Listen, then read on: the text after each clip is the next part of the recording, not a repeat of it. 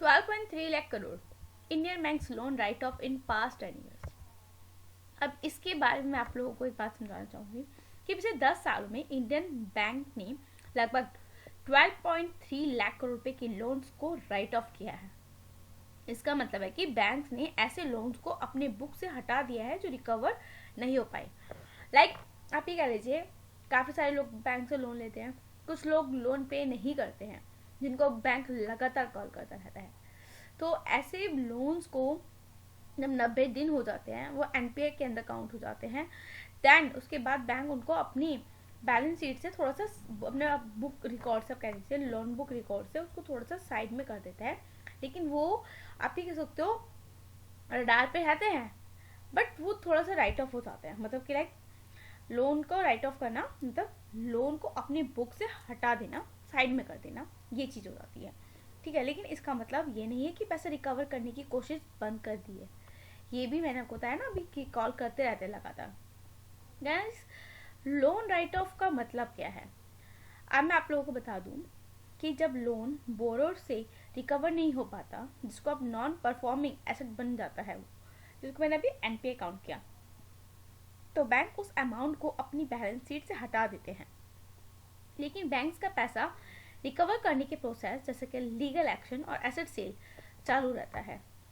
NPA का issue की बात करूं तो बड़े कंपैरिजन और बोरोअर की वजह से आप कह सकते हो एनपीए से काफ़ी ज़्यादा आप कह सकते बढ़ गए हैं। अब पीएसयू पब्लिक सेक्टर के बैंक्स इससे सबसे ज़्यादा अफेक्टेड हुए हैं, क्योंकि वो गवर्नमेंट सेक्टर के अंदर आते हैं, आपको ये चीज़ पता है। और अब अभी आपको बताओ लगभग कितना अमाउंट है जो एनपीए के अंदर नॉन परफॉर्मिंग एसेट्स हैं, उसके 2-3 सितंबर तक का रिकॉर्ड दिखा रहा है। ठीक है, इसमें पब्लिक सेक्टर का बैंक है जो कि 3.25 लाख करोड़ रुपए आउटस्टैंडिंग है लोन, जो कि देना है। ठीक है, वहीं प्राइवेट बैंक का दिखाता है 1,34,000 करोड़ तक का, ये आउटस्टैंडिंग लोन दिखा रहा है। गाइस, बैंक की फाइनेंशियल हेल्थ की बात करें तो राइट ऑफ से बैंक की प्रॉफिट और बैलेंस शीट इंप्रूव दिखते हैं, क्योंकि एनपीए बुक से हट जाते हैं। लेकिन असली में बैंक्स काफ़ी लॉसेस फेस करते हैं, टैक्स पेयर और पब्लिक पे असर। अगर आप देखो तो गवर्नमेंट को बैंक्स की जो रिकैपिटलाइजेशन के लिए पैसा इंजेक्ट करना पड़ता है, जो टैक्स पेयर के फंड से ही होता है।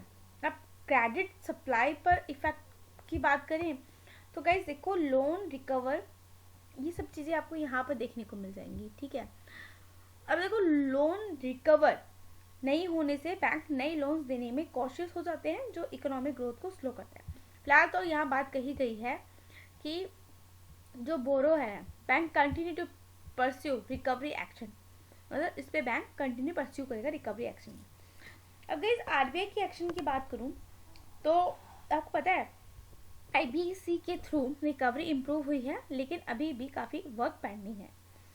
लोन अप्रूवल में स्ट्रिक्ट नॉर्म्स और मॉनिटरिंग से नए एनपीएस कम होने की भी उम्मीद जताई जा रही है।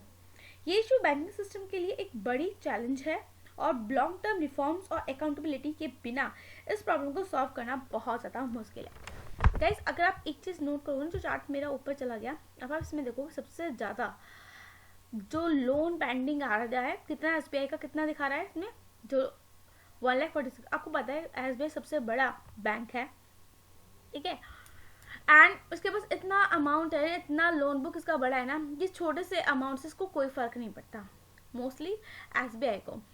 आपको पता है वही जो छोटे छोटे बैंक होते हैं जिनका, अब देखो किसी बैंक का या किसी पर्सन का ही मान लीजिए एक सैलरी है साल का 10 करोड़ या 9 करोड़ है, और उसका 1 लाख का फ़ोन डैमेज हो जाता है, क्या उसको फर्क पड़ेगा? नहीं पड़ेगा। लेकिन वही जिस पर्सन की सैलरी 20-30 हज़ार है और साल भर का 4-5 लाख का है, तो उस पर्सन को इफेक्ट पड़ेगा।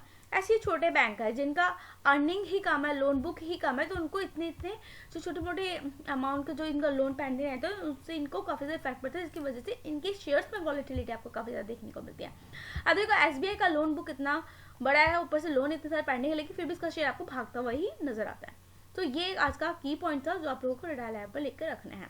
बाकी गाइस मिलेंगे नेक्स्ट वीडियो में। चैनल पर नए हो तो लाइक करना मत भूलिएगा। Bye guys, thank you.